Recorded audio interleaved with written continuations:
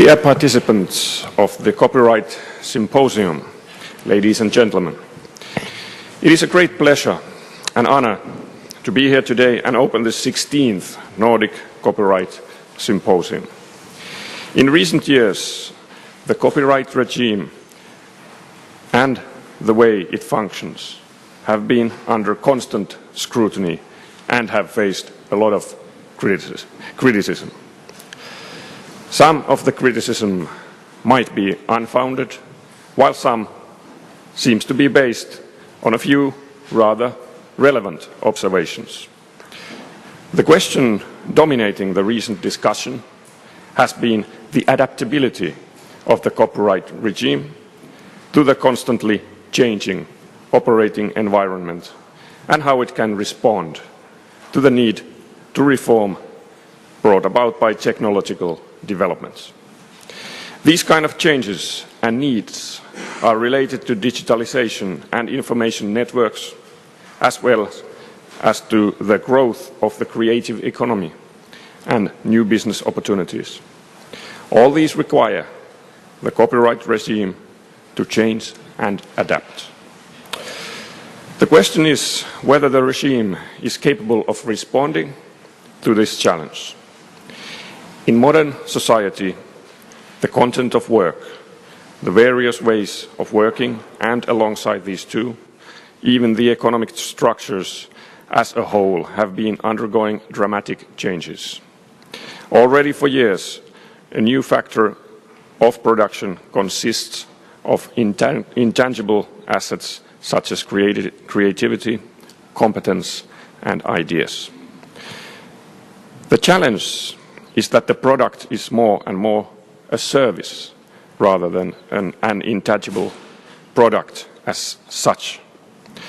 The copyright system needs to allow for efficient licensing across borders and respond flexibly and actively to new business models. In the European Union, the economic value added generated by creative activities and its efficient use is perceived as one of the engines of economic growth. The generation of a functioning digital single market for the European Union is a major goal. For its part, the Commission's legislative package for modernizing the EU copyright rules is aimed at implementing this goal. At the moment, the Commission and the Member States still have many challenges ahead of them and can leave no stone unturned before all the work is done.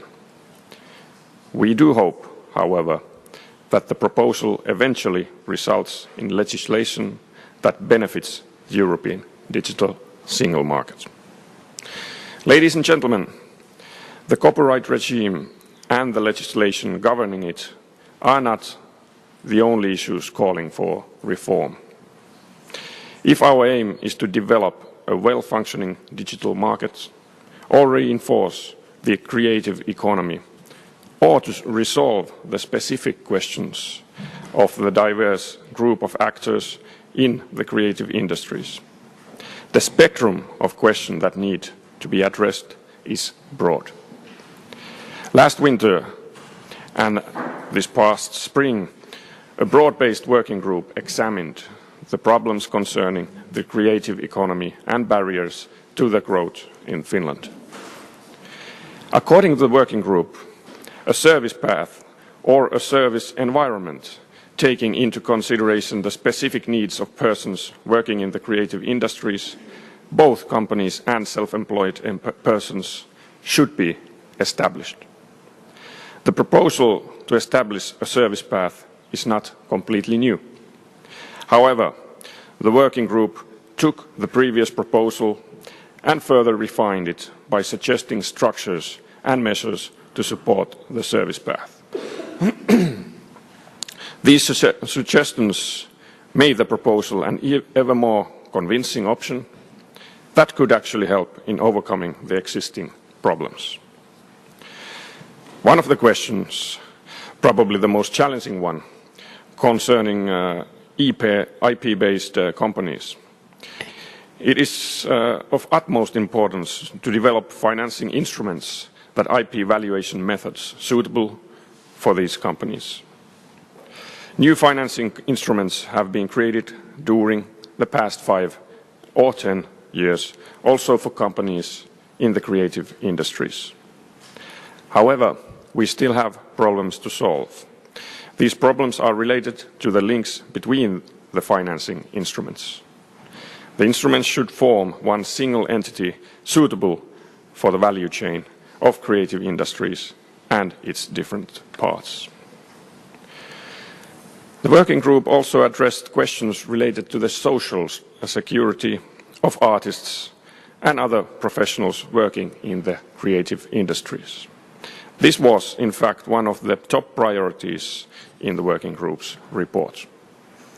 The core of the problem is that there are a great number of people working in the creative industries whose status in the employment and labour market is that of a temporary worker, freelancer, part-time, self-employed person, or so-called light entrepreneur. The problem is that they do not fit the traditional definition of a wage earner or an entrepreneur laid down in the labour legislation. And this has the negative effect to their social security and future pensions. The problems and defects that I just mentioned show that we need not only a broad perspective, but also concrete solutions to address these issues. Furthermore, each of the creative sectors has its own specific issues that need to be taken into account. The reinforcement of the creativity and creative economy industry and the improvements of the status of the workforce of this sector form a complex entity.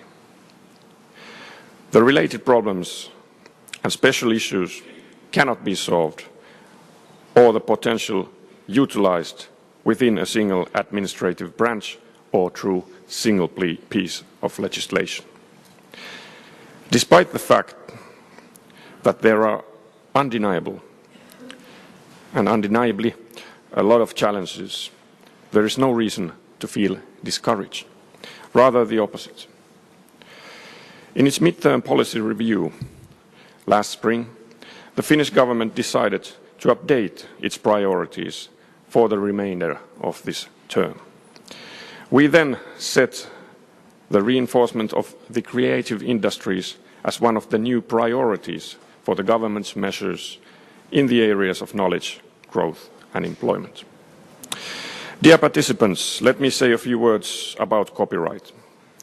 I might provide answers to some of the open questions. The copyright regime is important, of course, even necessary for people working in the creative industries. It is necessary because the subsistence of these people is not usually based on regular wages, but is dependent on the utilization of the output of their creative work and on the distribution of the income derived from this work. Economic copyright provides them with an opportunity to earn money from their work. The general trend of digitalization and the resulting changes in the operating environment and business activities affect both EU copyright policies and national copyright policies. In order for the creative industries and its workforce to be successful, the copyright regime and the legislation governing it must function well, also in the digital environment. When we are developing the copyright regime and related legislation, we need to place special emphasis on economic growth and measures that will help promoting the production, distribution and the use of cultural contents.